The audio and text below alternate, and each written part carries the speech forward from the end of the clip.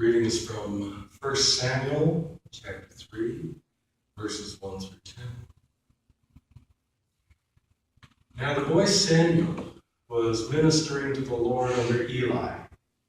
The word of the Lord was rare in those days. Visions were not widespread. At that time, Eli, whose eyesight had begun to grow dim, so he could not see, was lying down in his room. The lamp of God had not yet gone out. Samuel was lying down in the temple of the Lord where the ark of God was. The Lord called, Samuel, Samuel. And he said, Here I am. Ran to Eli and said, Here I am, for you called. But Eli said, I did not. Lie down. So he went and lay down. The Lord called again, Samuel.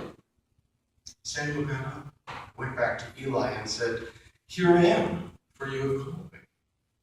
But Eli said, I did not call my son, but lie down. Now Samuel did not yet know the Lord, and the word of the Lord had not yet been revealed to him. So the Lord called Samuel again, a third time. Samuel got up and went to Eli and said, Here I am, for you have called me. Then Eli perceived that the Lord was calling the boy. Therefore Eli said to Samuel, Go lie down. And if he calls you, you shall say, Speak, Lord, for your servant is listening. So Samuel went to lay down in his place. And now the Lord came and stood there, calling as before, Samuel, Samuel. And Samuel said, Speak, for your servant is listening.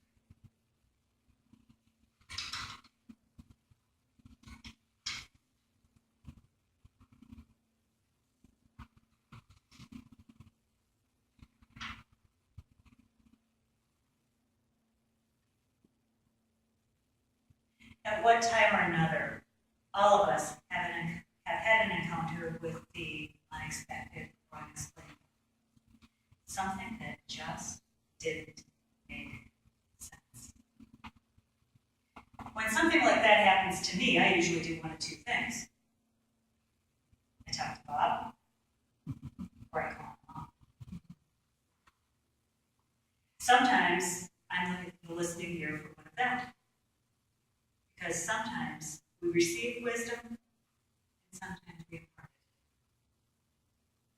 it. These mutually beneficial relationships are not unlike the story of Samuel and Eli. There's Samuel. In today's vernacular, he might be considered the intern. That's a job I understand more fully as I've been on my ordination journey. Now, Samuel is learning, but he does not have the advantage of time and expertise to help him understand what he's hearing in the middle of the night. To be sure, it wasn't crystal clear to Eli what was going on at first either. Maybe he thought at first it was just a dream. But after he had his flash of insight, he was able to give Samuel the guidance to make sense of what was happening. And who doesn't appreciate a little mentoring when just starting out? Even Jim Skinner started out as a restaurant manager trainee more than 40 years ago before moving up the ranks to become CEO at McDonald's prior to his retirement a few years ago. And let's not forget the skinny kid with the funny name who believes that America has a place for him too. Because it was not that long ago that President Obama was a community organizer, with about as much hope for making a global impact as a certain boy who had spent his nights sleeping on the temple floor in tonight's reading. Then there's Eli. From the sounds of it, Eli has lost most of his sight. One could say he's also deaf, at least when it comes to hearing God's voice.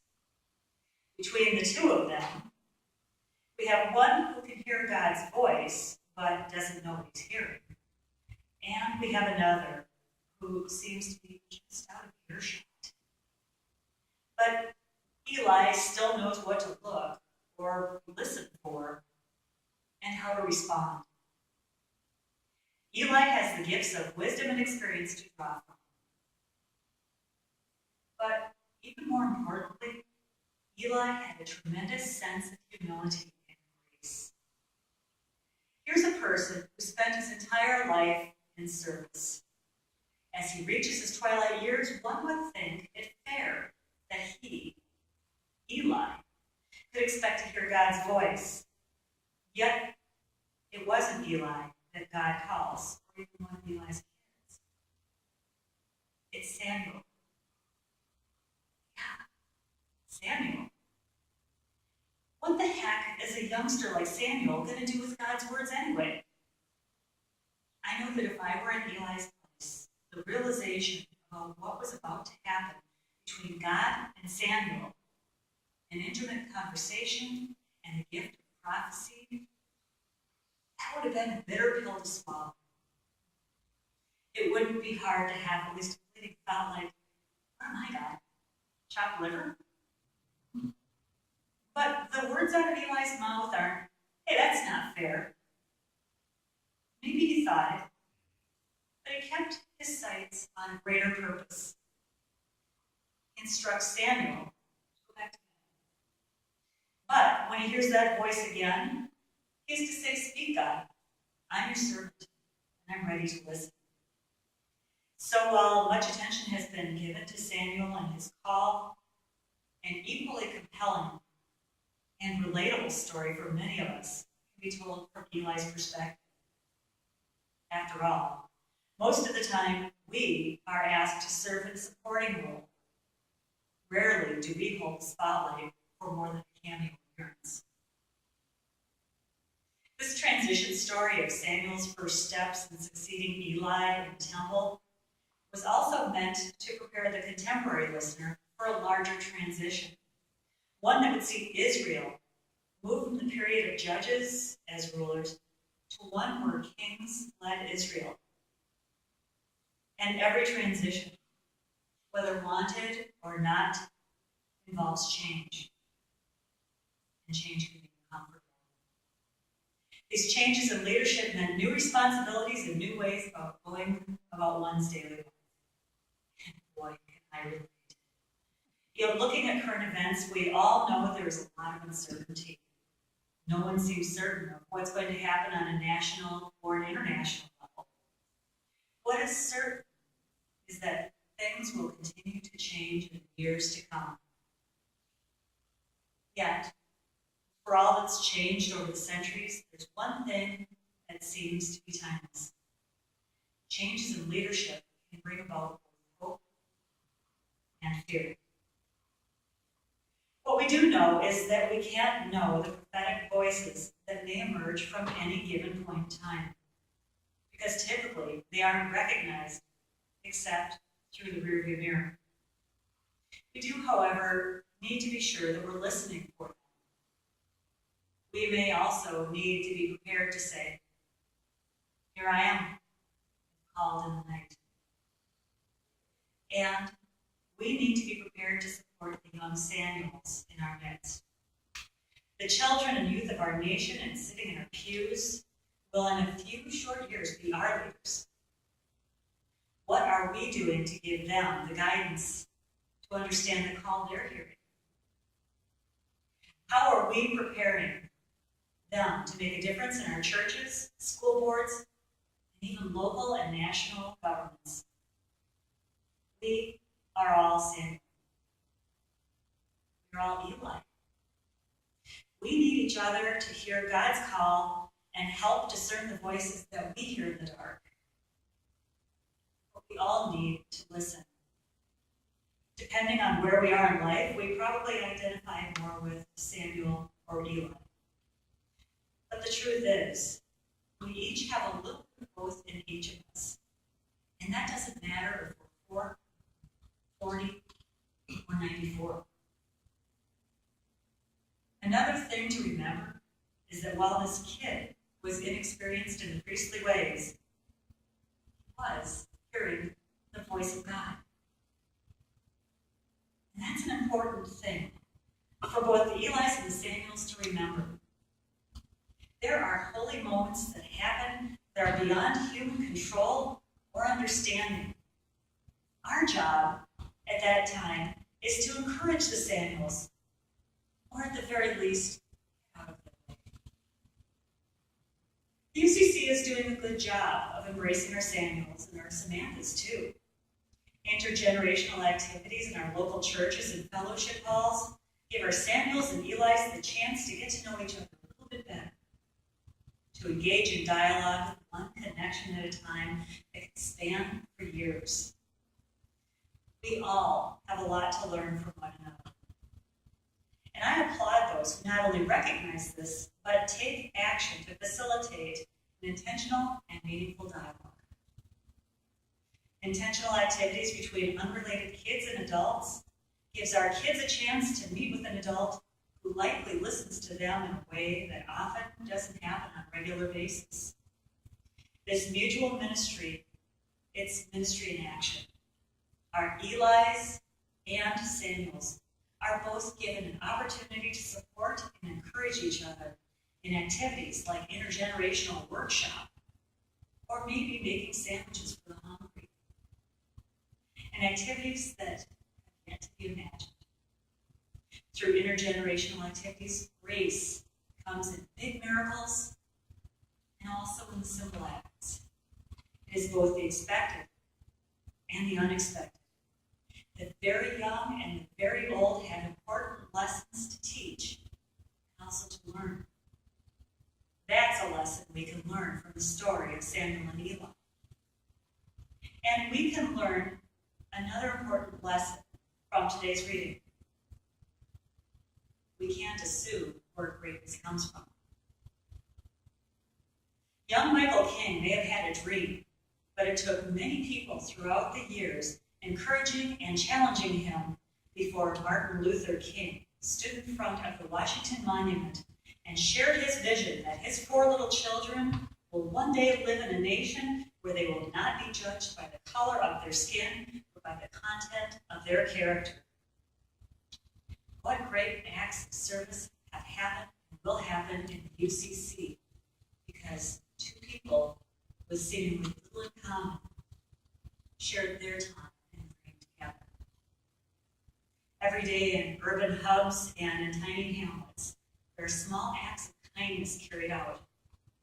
A neighbor's sidewalk is blown clear before she emerges from her home with her small shovel. A trip to the grocery store is made to help a person down the street pick up that nasty flu bug. A listening ear is shared for another who's mourning the end of a relationship. Then there are the bigger things that take a host of people to make happen, like that volunteer-led adult daycare service and a food shelf, or any other of the larger grassroots activities that take place throughout the year. It's easy to imagine that any of these efforts may have started as a fleeting thought, a voice in the night, if you will, an almost human voice that just as easily been overlooked. So many community efforts began with a single dream that's shared with others, maybe over a cup of coffee during fellowship, or a chance conversation between an Eli and a Samuel. And the dream spreads in those quiet hours before they see the light of day. Perhaps while the sanctuary lamp is still burning. I believe a lot of terrific things are happening within the UCC and in our wider community. But I believe something more is in our future. But because some of us are Samuels and others Elis, we simply cannot see the opportunities we have if we don't keep the conversation going. The voice that Samuel heard was a human voice. It wasn't some big booming stage show.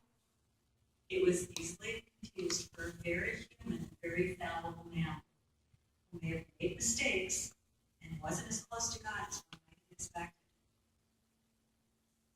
That's the thing.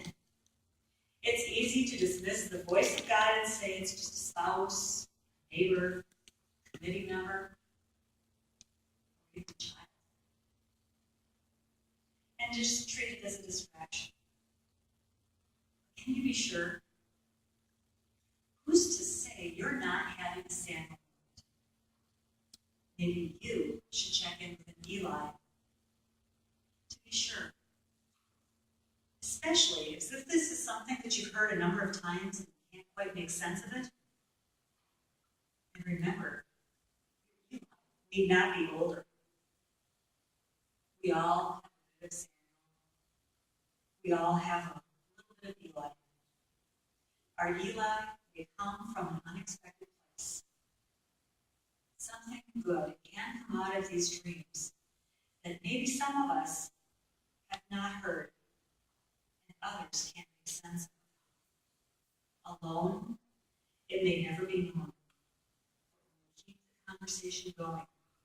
You can listen to the strange voices in the dark and know the questions that you should ask to make God's word and those unheard dreams for all of our futures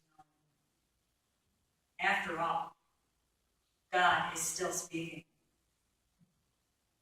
But it will take all of us, our experiences, our hopes, and even our fears.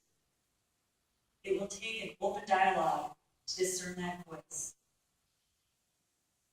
Are you ready?